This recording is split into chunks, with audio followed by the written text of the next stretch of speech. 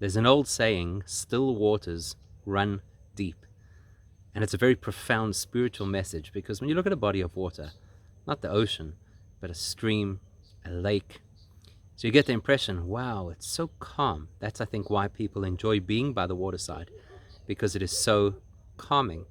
But of course we understand that you shouldn't be fooled by that calm exterior. There's a lot going on beneath the surface. There's a lot of life.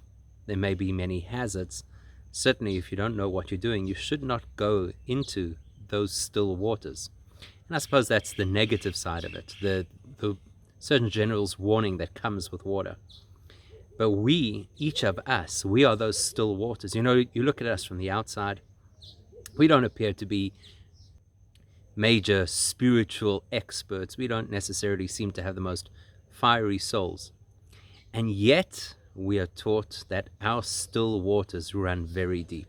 That means to say, when we look at ourselves in the mirror, when we look at the next Jewish person, and we don't necessarily see an explosion of spirituality, we shouldn't make the mistake of believing, therefore, that there is no spirituality. It runs really deep.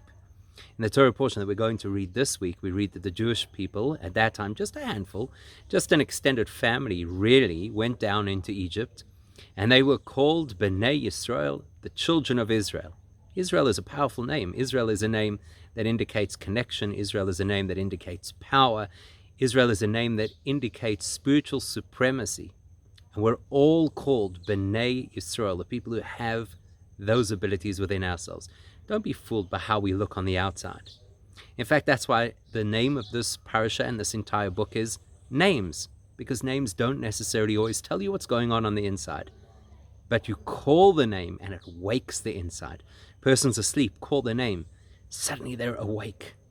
Still waters of the soul run deep. Don't ever be fooled by the exterior that seems to indicate that there's not much spiritual activity.